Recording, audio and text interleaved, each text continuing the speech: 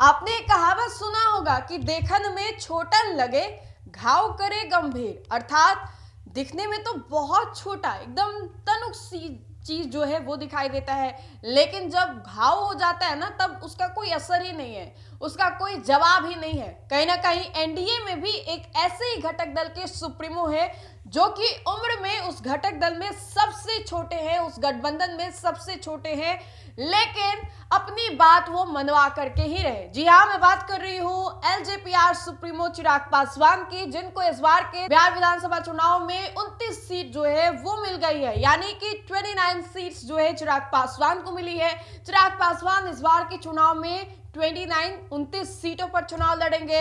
लेकिन इससे भी दिलचस्प बात यह है कि चिराग पासवान के पार्टी की ओर से बड़ा इशारा कर दिया गया है, कह दिया है कि बिहार फर्स्ट, बिहारी फर्स्ट के विजन के साथ इस बार का जो चुनाव है वो लड़ा जाएगा। लेकिन अब कहीं ना कहीं केंद्रीय मंत्री जीतन राम मांझी और उपेंद्र कुशवाहा जो है वो नाराज हो गए हैं। दरअसल आपको बताएं तो सूत्रों के हवाले से ये तक खबर आई कि मांझी जी को 3 से 4 बार फोन लगाया गया।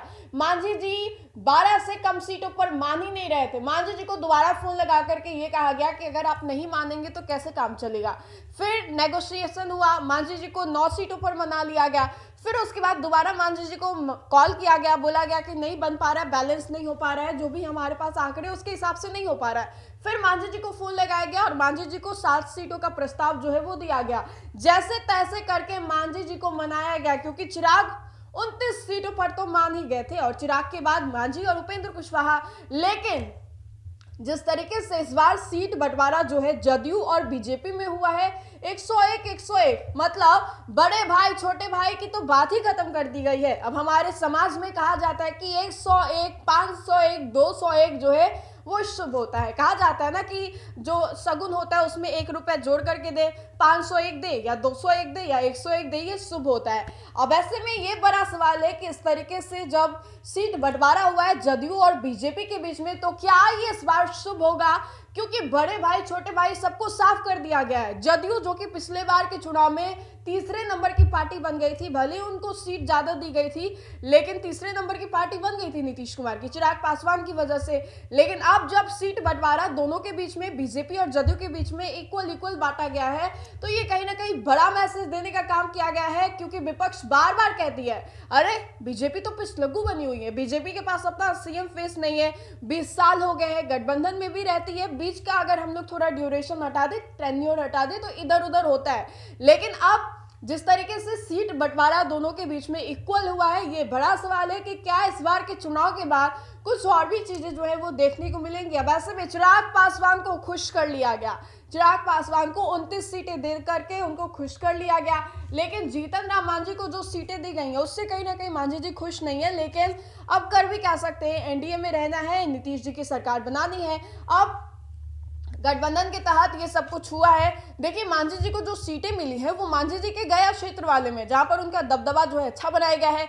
एक सीट को लेकर के उपेंद्र कुशवाहा के साथ पेच फंस रहा था। एक सीट जो है वो उपेंद्र कुशवाहा को मिलना चाहिए था, उपेंद्र कुशवाहा वो चाहते भी थे और कहीं ना कहीं वो सीट जो है जदयू के खाते में आती थी। तो मतलब जब सीट शेयरिंग का फॉर्मूला तय हो रहा था तब बहुत सारी चीजों को कॉम्प्रोमाइज करना पड़ा। एक तो आप इन दोनों घटक दल को कम कम भी दीजिएगा और जो सीटें मांग रही है वो भी नहीं दीजिएगा, तो ऐसे बात नहीं बनती। तो इस बार जो थोड़ा सेक्रीफाइस है वो जदयू को भी करना पड़ा है, क्योंकि जो एक सीट उपेंद्र कुशवाहा को मिली है वो जदयू के खाते में आती थी। उपेंद्र कुशवाहा ने इसको लेकर के जिद किया, कहा कि नहीं ये हमारे घर के बगल का है तो यहाँ पे मेरा थोड़ा दबदबा है, इसलिए हमें ये सीट चाहिए। तो जदयू ने अपने खाते से वो सीट सेक्रीफाइस कर दिया उपेंद्र कुशवाहा के लिए। बीजेपी ने भी कई सीटों की कुर्बानी जो है चिराग पासवान और मांझी जी को दी है। मांझी जी को ज्यादातर सीटें वैसी दी गई जो कि उनके क्षेत्र गया जी के बगल की है, क्योंकि मांझी जी का वो क्षेत्र रहा है तो दबदबा भी मांझी जी का वहां पे होगा।